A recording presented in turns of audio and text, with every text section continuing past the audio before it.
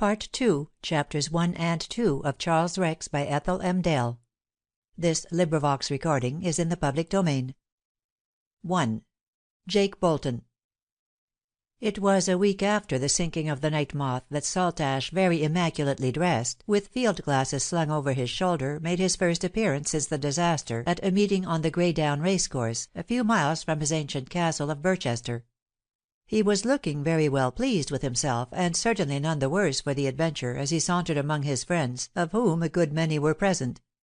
His ugly face and wiry figure were well known at Greydown, and he seemed sure of his welcome wherever he went. There had been a time, years before, when he had kept his own stud, and racing had been his hobby. It had not held him for long. He was not the man to pursue any one object for any length of time. With characteristic volatility he had thrown up this amusement to follow others, but he had never wholly abandoned his interest in the stud which had once been his. It was owned by one Jake Bolton, a man of rugged exterior, whose integrity had become a proverb on the turf. This man was Saltash's erstwhile trainer, and a very curious bond existed between them. Utterly unlike in every respect, the one as subtle as the other was simple, yet the two men were friends. How it had come about neither of them quite knew. When Saltash had been his employer, Jake Bolton had distrusted and despised him, but by some means this attitude of his had become very materially modified. He greeted Saltash now with the hand of friendship which Saltash on his part was always ready to accept, with a baffling smile that was not wholly without irony. He was wont to say that any man could make an enemy of him, but no man could keep him as such. Perhaps it was that very volatility of his which made anything of the nature of prolonged enmity an impossibility. He possessed also that maddening sense of humour that laughs at deadly things. A good many people had tried to take him seriously and had failed. He was never serious. As he used to say with his mocking laugh, life was difficult enough without complications of that sort. All he ever asked of it was a certain meed of enjoyment. It was utterly unreasonable to expect anything else. Happiness? What was it? A bursting bubble, no more. No lasting joy had ever come his way, and he was fain to believe that such a thing did not exist outside the covers of a book. Jake Bolton could have told him otherwise, but he and Saltash never spoke of abstract things. Saltash might have seen the deep content in the man's eyes, but if he had, he would probably have scoffed at it. In any case, there was certainly no denying that he and Bolton had been cast in different moulds, and that which gave lifelong satisfaction to the latter would have held the former for possibly but a very brief period. As a woman friend who knew him well had once said of him, Charles Rex was too rapid a traveller to gather much upon the way. For though keen for pleasure, he was too restless for its enjoyment when attained. But even that friend had not fathomed all the possibilities of that strange personality. Perhaps there was only one woman in the world who would ever do that. It was a showery spring day, and the turf of the racecourse shone with a fresh greenness. Saltash strolled through the paddock to find Jake Bolton whistling a careless air as he went. Several stable boys saluted him as he passed, and finally a man he knew, Sam Vickers, Bolton's right-hand man, came up and accosted him. "Are you looking for Mr. Bolton, my lord? He's round by the boxes with Sir Bernard Bryan. We've got our best 2-year-old round there, Prince Charlie his name is. He's by the old 100th Chance and Queen of the Earth. Your lordship ought to see him. He is a royalty and no mistake. Tame as a dog, too, and that knowing. Well, there, you'd hardly believe it, but we have to talk in French sometimes so as he shan't know what we say." Saltash chuckled. "You must let me hear you, Sam. All right, I'll go round. Ah, here is Sir Bernard. Hello, Bunny, my boy. You, is it? Where's the boss?" A black-haired, black-eyed lad of about 23, handsome, spare, and very upright, had come suddenly round the corner of a building. He greeted Saltash with enthusiasm. "Why, Charlie, I'm awfully pleased to see you. We all thought you were done for. How are you, I say? It was rotten luck for you to lose the poor old Night Moth like that. Hope she was decently insured. And you're none the worse?" "Not a mite," laughed Saltash. "How are you? As skimpy a bag of bones as ever." "Oh, dash it, I've grown," protested Bunny. I'm as tall as you are, anyway." "Oh, you're long enough," chaffed Saltash. "But you're too damn slim. I should think Maud could get you through her wedding ring if she tried." "Shut up," growled Bunny, who was somewhat sensitive on the point of physical shortcomings. "I'm well enough, so what does it matter? Are you coming round to see Maud when this show is over?" "Depends," grinned Saltash. "What's it depend on?" Bunny linked an arm in his and drew him forward. They were friends of many years' standing. Saltash looked at him with his odd eyes that always seemed to be speculating like a monkey's as to how far his next jump would carry him. "Depends upon Jake, of course. Your good brother in law doesn't always invite the wolf into the fold, mon cher."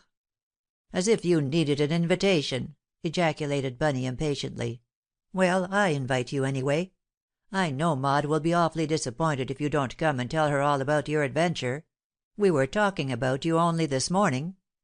"Really?" said Saltash. "Would it be rude to ask what you were saying?" Bunny's thin face flushed. "You're welcome to know, so far as I'm concerned," he said bluntly. "I always stick up for you, Charlie." "Do you? Mais vraiment!" protested Saltash. "I am touched beyond words. And what says brother Jake to that?" "Oh, Jake says I'm an ass, but he's quite decent about you, Charlie.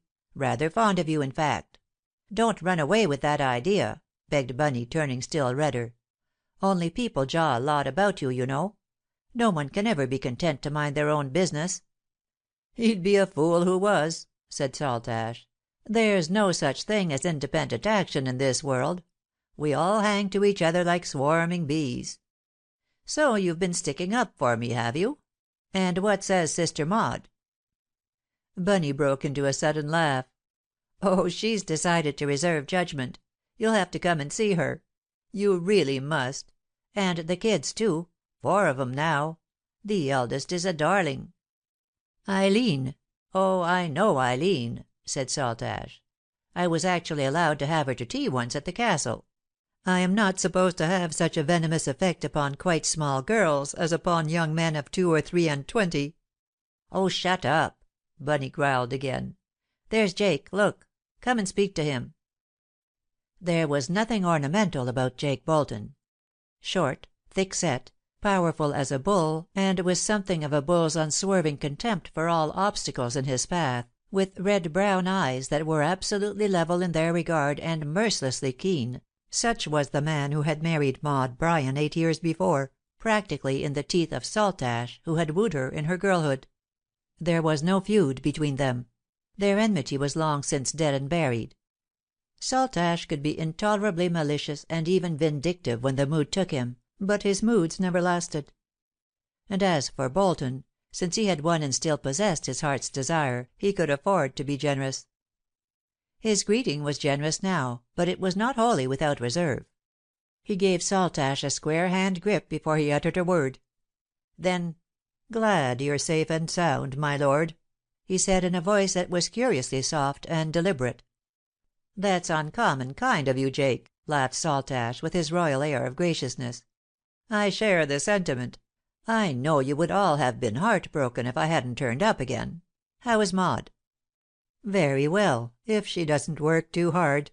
I have to keep her in order in that respect," said Jake Bolton, with a sudden smile that swept all the somewhat dominant lines from his face. Saltash grinned in sympathy. "You always were a bully, but I'll bet she gets her own way all the same." "So you've got a boy at last. Hope it's a good one." "He'd better be, hadn't he, Jake?" struck in Bunny. "The imp is 6 months old now, and goes for a canter on the 100th chance every day when I'm at home. You actually haven't seen him yet, Charlie. What a rotter you were to be away all the winter."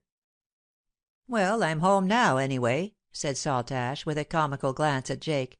"Am I to be allowed to call and view the latest acquisition?" Jake was looking straight at him. "Are you alone at the Castle, my lord?" he asked after a moment. Saltash began to laugh. "Of course I'm alone. What did you expect?" "Ah, I see." His glance flashed to Bunny. "Yes, I am quite alone, most conspicuously and virtuously unaccompanied. Come and see for yourself. Search the castle from turret chamber to dungeon. You will find nothing but the most monastic emptiness. I've turned into a hermit. Haven't they made that discovery yet? My recent deliverance from what I must admit was a decidedly awkward predicament in the Channel has sobered me to such an extent that on my life I begin to doubt if I shall ever be anything but a dull dog again. Yes, that's the truth, Jake. You can take it or leave it. But I'm coming to see Maud in any case. When is my presence least likely to cause you inconvenience?" "Oh, damn it, Jake!" broke in Bunny with sudden heat. "You know Maud said you were to ask him to dine if he turned up." "You shut up, my son," commanded Jake with absolute serenity. "It's not any business of yours, anyway. We'll send you to bed before dinner if you aren't mighty careful." Bunny laughed at the threat, but his sallow boyish face colored sensitively, notwithstanding. Saltash laughed also. "Oh, you needn't do that, Jake. I'm as harmless as any sucking dove, I assure you. You'll have to put up with me now. When shall I come?" "Come to night," said Jake with quiet decision. 8 o'clock, if that suits you. Afraid I must go now. Bunny, take his lordship to see Prince Charlie." He lifted a hand in salute and turned away, a man of no pretensions either social or intellectual, yet who knew how to hold his own with high and low alike. "Keeps you in order still, does he?" gibed Saltash as he watched him go. "You're getting too old to be on a leading string, mon cher." Bunny frowned at the careless words. "You don't know him. He's not that sort of ass. We're pals, Jake and I'm proud of it." "Of course you are," said Saltash comfortably. "Didn't I tell you long ago that he was a gentleman? It's the way he's made. Hewn out of raw material, but the real thing and no mistake. You must never quarrel with him on my account, Bunny, my lad. It would be very poor economy on your part." "I shan't do that," said Bunny, "but he's got to do you justice. Maud says the same." Saltash laughed aloud. "But, my dear chap, nobody ever does that. I don't myself." Bunny looked at him with affection. "You always have tried to make yourself out a worse rotter than you really are, haven't you, Charlie? I always tell Jake so." "No, it's not my doing," said Saltash lightly. "That's the rest of the world, mon ami. They like their pictures highly colored. So, pourquoi pas?" He snapped his fingers and laughed, and they passed on together with careless jesting and friendly chaff. Saltash had always been kind to young Bernard Bryan. The boy had been a helpless cripple in his childhood, and he had developed a keen appreciation for all kindness during those days which nothing could now efface. Whatever Saltash's morals, he was a friend, and as such Bunny never failed to treat him. They spent the rest of the afternoon together, in and out of the enclosure, and when amidst wild enthusiasm Prince Charlie won his maiden race, the two were waiting side by side to congratulate Jake as he led the victor in. Saltash departed soon afterwards, and motored back to Birchester Castle to dress. And then Bunny, half laughing, half apologetic, turned to his brother-in-law. "I can't help being decent to Charlie, Jake. I don't care a damn what they say." Jake gave him a straight look from under his rough red brows. "I'm not blaming you," he said. 2. Maud Bolton. Someone was singing a baby lullaby very softly in the beautiful room with the bay window that looked straight over the rolling down. It was a very sweet voice that sang, and sometimes the low notes were a little tremulous, as though some tender emotion thrilled through the song. The singer was lying back in a rocking chair close to the bay window with her baby in her arms. Beyond the long, undulating slope there stretched a silver line of sea that gleamed with a still radiance in the light of the dying day; and Maud Bolton, who once had been that proud and desolate girl Maud Bryan, gazed out upon it with happy, dreaming eyes. It had been a hot spring day, and she was tired; but it was a pleasant weariness, and the little body that nestled on her breast brought sheer rapture to her woman's heart. It was the baby boy for whom for years she had longed in vain. There came a slight sound at an open door behind her that led to another room. She turned her head with a quick smile. "Jake!" He came, treading softly, and stood beside her. The failing light on his rugged face showed it strangely softened, almost transformed. He stooped after a moment and kissed her. Why isn't the little one in bed?" he said, with his eyes on the sleeping baby face. The smile still lingered about her lips. "I thought he and I would both of us have a little treat to night. Do you know he is 6 months old to day?" Jake's square fingers caressed the baby's placid forehead. "Yes, I know," he said. Maud uttered a faint sigh. "And so, according to the law of the Medes and Persians, he is not going to sleep with his mother any longer. He is to be banished to the nursery. But I thought I would put him to sleep first." Jake's look came to her face. "There's no law that I know of," he said in his slow way. "Keep him in here if you want to." She lifted her eyes to his, beautiful eyes, deeply violet. "Thank you, Jake. But it's all settled, and he won't mind." "He doesn't matter so much," said Jake. She smiled and laid her cheek against his arm. "No, it's all right. Nurse understands him. I won't have him again unless he's ill. I should have to, then." "Of course," said Jake. He bent down. "Let me have him. I'll take him to the nursery." "Ah, don't wake him," she said.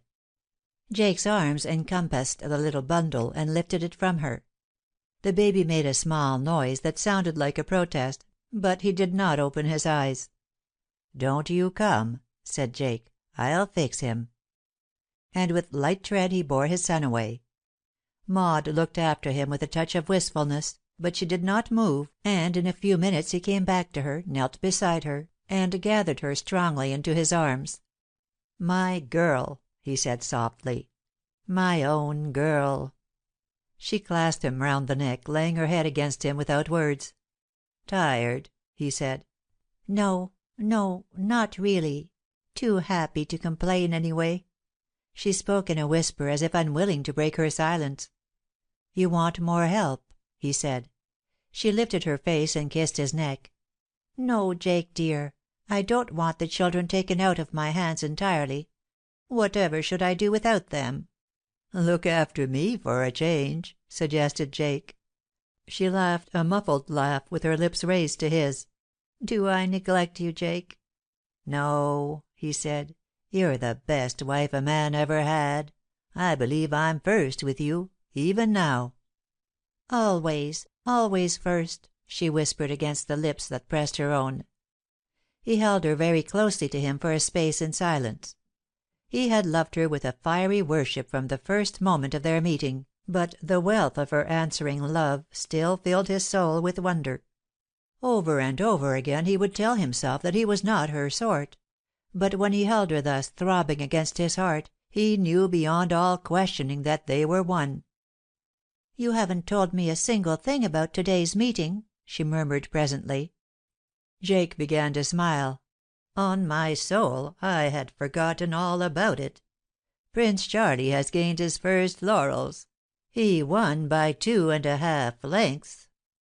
"Oh, Jake, how splendid! How proud you must be! I'm tremendously glad. And what about Charlie?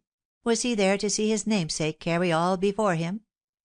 "Saltash, do you mean? Yes, he was there."